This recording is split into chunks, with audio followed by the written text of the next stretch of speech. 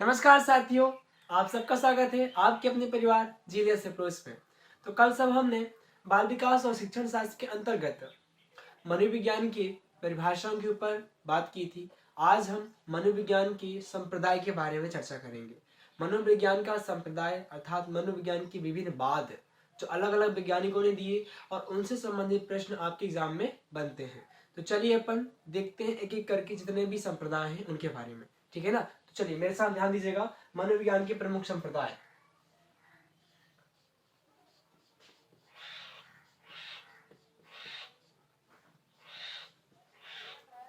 प्रमुख संप्रदाय, चलिए देखिए। सबसे पहले मैं इनकी एक लिस्ट बना देता हूं, उसके बाद एक एक करके चर्चा करेंगे, है ना। पहला संप्रदाय है आपका संरचनावाद।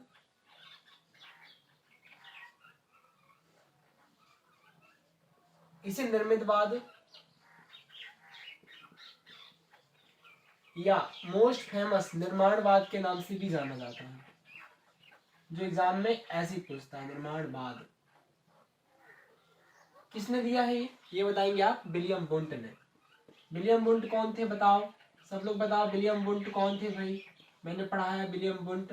विलियम वुंट जी ने ही ना मनोविज्ञान को चेतना का विज्ञान कहा था, और विलियम वुंट ने ही मनोविज्ञान की पहली प्रयोगशाला स्थापित की थी। कहाँ? जर्मनी में। कौन सा विश्वविद्यालय? अरे भाई लिप्चिग विश्वविद्यालय। दूसरा नंबर, प्रकार्यवाद। प्रकार्यवाद या फिर कार्यवाद किसने दिया भाई? William James. किसने दिया? विलियम जेम्स ने। तीसरा नंबर आता है आपका व्यवहारवाद। व्यवहारवाद किसने दिया? सबको पता है, बताओ व्यवहारवाद किसने दिया? जेबी वॉटसन। 1913 है ना, जेबी वॉटसन। फिर इसके बाद नेक्स्ट नंबर आते हैं आपके संज्ञानवाद, जिसे अपन लोग क्या कहते हैं? गेस्टाल्टवाद भी कहते हैं। किसने दिया? मैक्स बर्दाइमर ने, ठीक है। इसके बाद आता है आपका कितने संरचनावाद, प्रकारवाद, व्यवहारवाद, संज्ञानवाद। अब इसके बाद आता है मानवतावाद। मानवतावाद,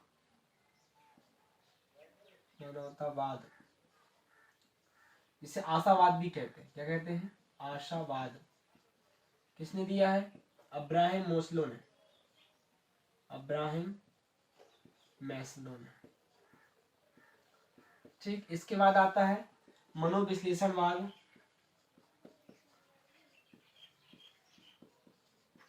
मनोविश्लेषणवाद किसने दिया है? Sigmund Freud.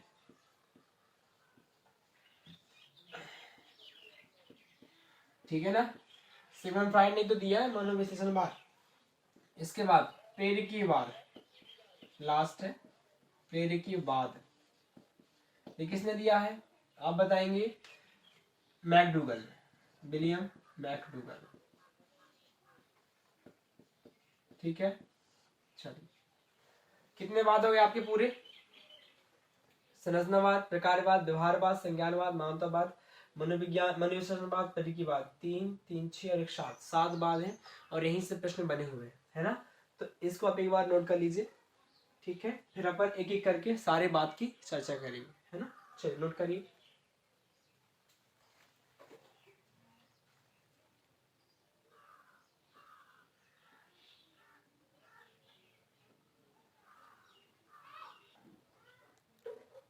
हो गया। चलिए अब देखते हैं अपन संरचनावाद के बारे में कि संरचनावाद है क्या। किसने दिया है? विलियम वुंट ने। आपको मैंने बताया था विलियम वुंट ने किस पर प्रयोग किया था भाई? चेतना पर। किस पर? चेतना पर। ये चेतना क्या है? मस्तिष्क का आंतरिक भाग है। किससे आता है? चेतना आती किससे? देखिए जरा, चेतना आती है संवेदना से। किससे आती है? संवेदना से। संवेदना किससे आता है? भाई हमारे पास 5 इंद्रियां हैं, 5 इंद्रियां हैं कि नहीं है? इन पांचों इंद्रियों के द्वारा जो हमारा ज्ञान बनता है ना, जो पहचान बनती है, जो समझ बनती है, वही संवेदना है। और यही संवेदना के द्वारा जो विशेषताएं हम प्राप्त करते हैं वो हमारी चेतना में जाता है। कहाँ जाता है? चेतना पे। तो विलियम वुंट ने सबसे ज्यादा प्रयोग किस पे किए हैं? चेतना पर और संवेदना पर, इन पर उन्होंने प्रयोग किया है। इसलिए विलियम वुंट को आधुनिक मनोविज्ञान के जनक भी मानते हैं अपन लोग। क्यों मानते हैं? क्योंकि इन्होंने मनोविज्ञान पर प्रयोग किया। और 1880 में, कब? 1880 में इन्हीं के कारण, किसके कारण? विलियम वुंट जी के कारण जो मनोविज्ञान है वो दर्शन शास्त्र से अलग होकर किस शास्त्र में आ गया? भौतिक शास्त्र में आ गया है। अर्थात वो उससे स्वतंत्र हो गया। किससे? दर्शन शास्त्र से। क्योंकि पहले दर्शन शास्त्र का अंग था, फिर एक किसका अंग बन गया? भौतिक शास्त्र का, अर्थात यौगिक हो गया, है ना? कौन? आपका मनोविज्ञान। तो ये मनोविज्ञान संरचनावाद है, निर्मितवाद है, निर्माणवाद कहलाता है।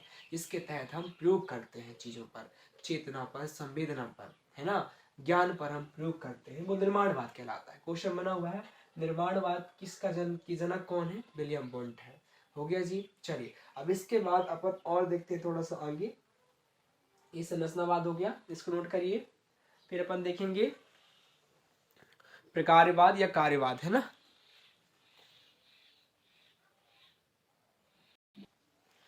थोड़ा ध्यान दीजिएगा, विलियम वुंट साहब और विलियम जेम्स साहब बहुत घनिष्ठ मित्र थे। वो दोनों लिप्सिंग विश्वविद्यालय में चेतना पर प्रयोग करते थे।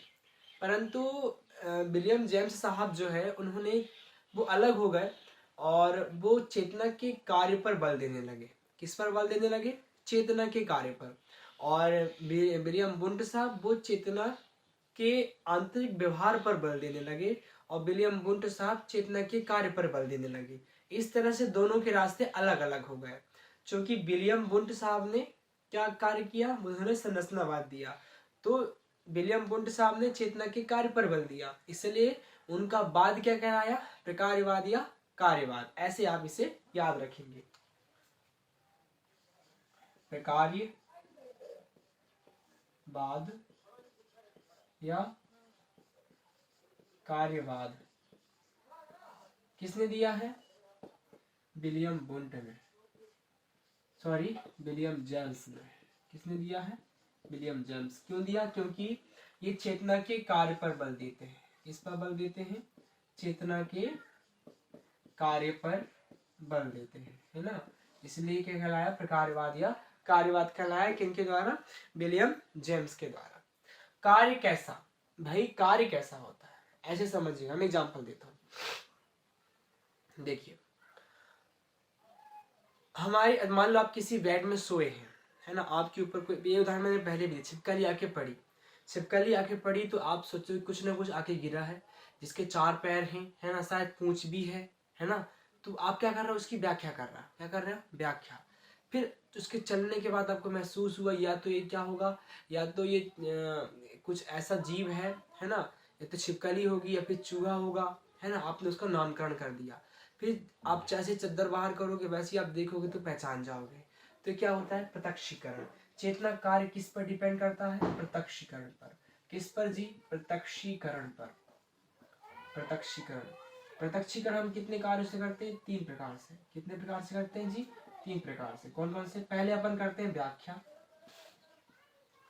फिर उसका नामकरण करते हैं, और तीसरे नंबर में करते हैं अपन पहचान। ठीक है ना। तो चेतना के कार्य प्रत्यक्ष पर डिपेंड करता है व्याख्या, नाम और पहचान। किसी भी चीज को देखकर उसके बारे में वर्णन करना व्याख्या, फिर उसके बारे में जानकारी लेना और उसको नामकरण करना नाम, फिर उसको पहचान लेना, ये तीनों चीजें प्रत्यक्षीकरण के अंतर्गत आती है। ठीक है ना। ये ध्यान रखना, प्रत्यक्षीकरण चेतना के कार्य के अंतर्गत है, इसलिए प्रकारवाद या कार्यवाद कहलाता है। पहले अपन ने क्या देखा?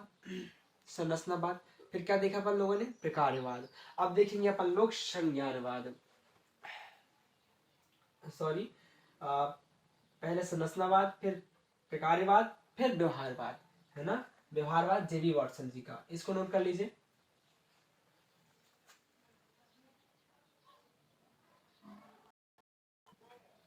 चलिए देखते हैं व्यवहारवाद। व्यवहारवाद किसने दिया है? सब बताइए। व्यवहारवाद जेबी वॉटसन ने दिया है ना, जॉन रॉडर्स वॉटसन। देखिए जे वॉटसन ने व्यवहारवाद दिया। इनके अनुसार क्या है, इन्होंने कहा कि पहले संरचना आई फिर कार्य हुआ, और उन दोनों का मिला जुला रूप, जब हम किसी भी वस्तु का अपन लोग निर्माण करते हैं फिर उसके कार्य को देखते हैं तो उसके बीच में व्यवहार अवश्य शामिल होता है। इसलिए इन्होंने व्यवहारवाद दिया जेबी वॉटसन ने 1913 में। कब? 1913 में। व्यवहार शब्द का प्रयोग किसने किया था? विलियम मैकडूगल ने। कब? 1905 में। कौन सी किताब थी? आउटलाइन ऑफ साइकोलॉजी था विलियम मैकडूगल का 1905 में। 1913 में सबसे पहले जेबी वॉटसन ने व्यवहारवाद को परिभाषित किया। अब इन्होंने व्यवहारवाद को परिभाषित किया। इन्होंने कहा कि व्यवहार जो होती है उद्दीपक और अनुक्रिया पर आधारित होती है। कुछ आ रहा है समझ में? अरे भाई, व्यवहार की उत्पत्ति उद्दीपक और अनुक्रिया से होती है। हम किसी वस्तु को देखते हैं तभी हम उसके अनुसार व्यवहार करते हैं, करते नहीं करते? मैंने कहा कोई इंसान नहा धो के आया है, अच्छा तैयार होके आया, तो हमारा व्यवहार क्या होता है? हम बोलते ना उसे कि आप आज बड़े अच्छे लग रहे हो। कोई सालों से नहाया तो कहते हैं आप कितने गंदे लग रहे हो।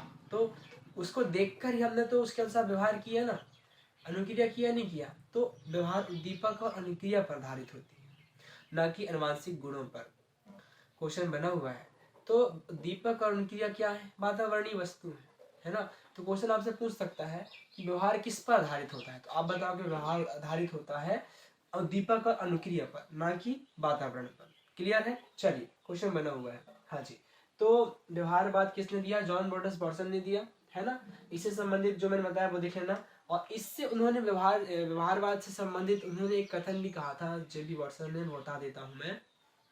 उन्होंने ऐसा बोला था कि आप मुझे 1 दर्जन बच्चे दे दो, मैं उन्हें डॉक्टर, इंजीनियर, अभियंता बना दूंगा, आपका हो तो, और आपका हो तो मैं उन्हें चोर भी बना दूंगा। क्या बना दूंगा? चोर बना दूंगा। तो ये किस पर निर्भर करता है? वातावरणीय कारकों पर। अर्थात बच्चे का जन्म होने पर अपन ये नहीं कह सकते कि बच्चा क्या बनेगा, परंतु उसको जिस तरह का वातावरण मिलेगा ना, वह उस तरह का बच्चा बन जाएगा। तो ये जरूरी नहीं है कि बच्चे के आनुवांशिक गुणों पर ही बच्चे का भविष्य निर्भर करे, बल्कि उसके वातावरणीय गुणों पर निर्भर करता है।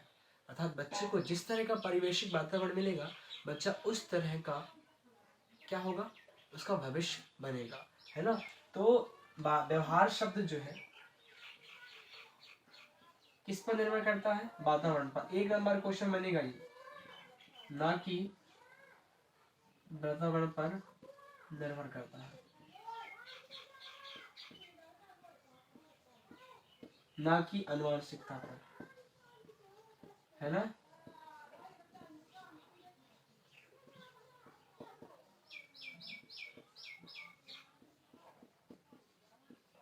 ये इंपोर्टेंट कर लेना इसे, ठीक है जी। चलिए, ये है व्यवहारवाद। अब इसके बाद अपन देखेंगे, नोट करिए इसे आप।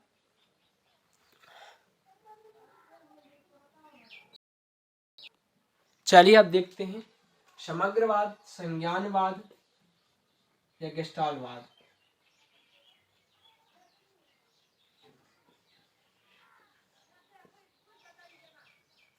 संज्ञानवाद या गेस्टाल्टवाद।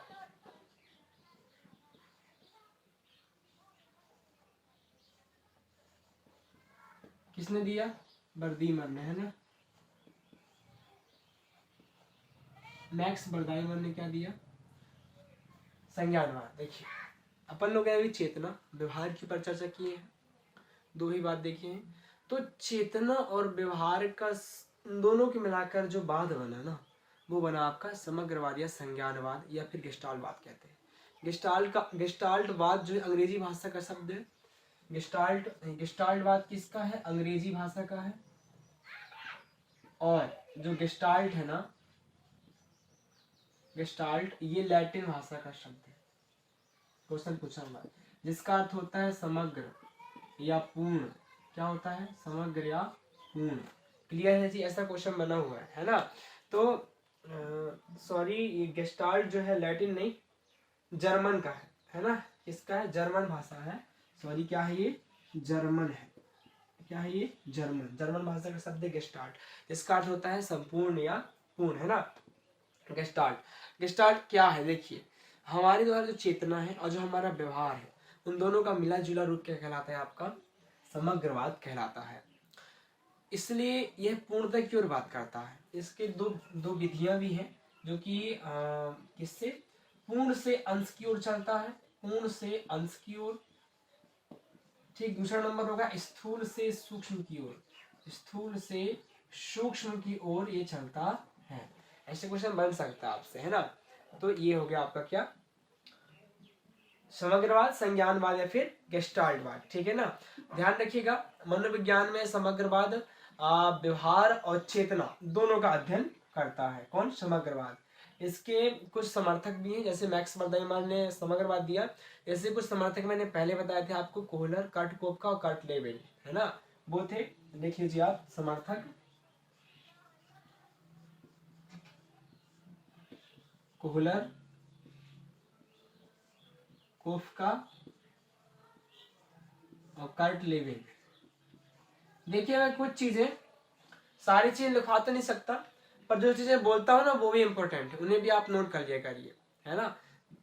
यूट्यूब या फिर वीडियो को स्लो मोड में चालू करके करिएगा तो लिख भी पाएंगे, है ना, और देख भी पाएंगे, चीजों को समझ भी पाएंगे। ठीक। तो ये जो ज्यादा इंपॉर्टेंट चीज है उसको मैं लिख देता हूँ, और जो कम इंपॉर्टेंट है उसको बोल देता हूँ, तो उससे आप लोग लिख लिया करिए, है ना। चलिए, अब इसके बाद देखेंगे मानवतावाद या आशावाद। बहुत इंपॉर्टेंट है, नोट करिए। हो गया। चलिए, अब देखते हैं मानवतावाद। इसे कहते हैं अपन लोग आशावाद।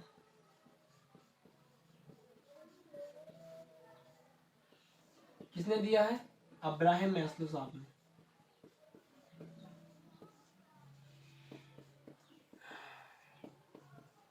देखिए, इन्होंने मानवतावाद या आशावाद दिया। इसको मैं ट्रायंगल के थ्रू समझाऊंगा। ऐसे ही क्वेश्चन बनेंगे आपसे, आप लोग इनको अच्छे से समझना। इसमें क्वेश्चन बना हुआ है ना। अब्राहम मैस्लो साहब ने कहा है कि मनुष्य को जीवन जीने के लिए 5 आवश्यकताओं की आवश्यकता होती है। 1 2 3 4 5।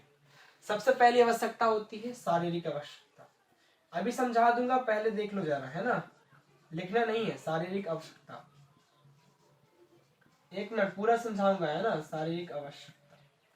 फिर आती है आपकी सुरक्षा की आवश्यकता।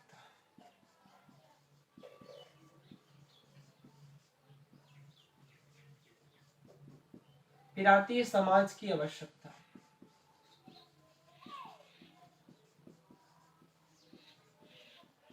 चौथा नंबर आता है आपका सम्मान की आवश्यकता।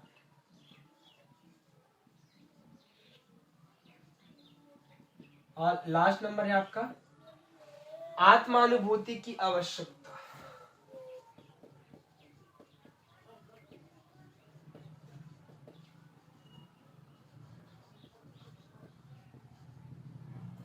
देखिए, एक एक करके समझना।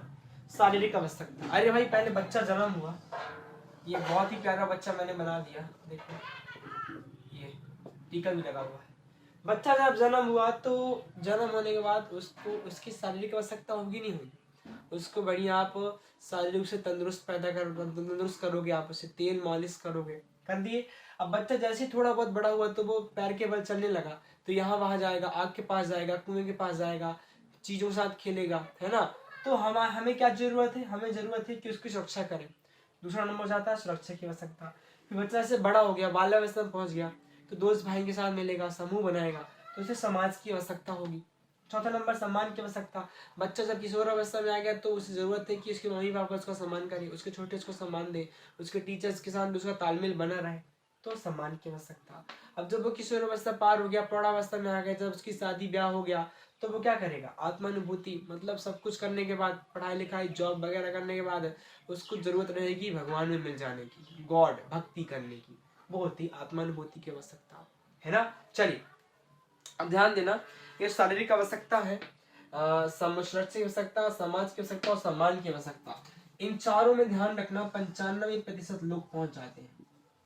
यहाँ तक कितने लोग पहुँचते हैं? 95% तक लोग पहुँचते हैं, और यहाँ केवल 5% ही पहुँच पाते हैं। हम जैसे लोग पहुँचेंगे ना यहाँ पे? पहुँचना नहीं पहुँचना है? अजी पहुँचना है। शादी ब्याह करके बढ़िया घर बसा के कहाँ पहुँचना है? आत्मानुभूति की आवश्यकता तक जाना है। 5% लोग, 95% लोग यहीं रह जाते हैं। अभी अपन लोग यहीं हैं। यहाँ तक पहुँचना है तो हमें क्या करना पड़ेगा? पढ़ना पड़ेगा, जॉब लेनी पड़ेगी, तभी हम यहाँ तक पहुँच पाएंगे। तो इसको नोट करिए आप लोग जल्दी से।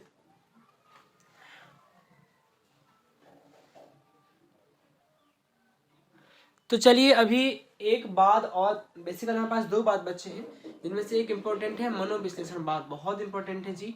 हमेशा इससे क्वेश्चन बनते हैं। इसी में हम लोग इड, ईगो, सुपर ईगो, अचेतन, अवचेतन, अर्धचेतन आदि के बारे में चर्चा करेंगे, जो कि सिगमंड फ्राइड जी के द्वारा बताया गया है। ये बड़ा थोड़ा चैप्टर लंबा होगा, तो आज हम जो है अपने डिस्कशन को यहीं क्लोज करते हैं। अगली वीडियो कल ही आएगी, है ना? और वीडियो अच्छी लगी हो तो लाइक करें, शेयर करें, सब्सक्राइब करें, हमारे साथ बने रहें। ठीक, सिगमंड फ्राइड जी का जो मनोविश्लेषणवाद है ना, मैं आपको दिखना कल बहुत ही मज़ेदार तरीके से सिखाऊंगा, ऐसा कि आप कहीं भूल नहीं पाओगे, है ना?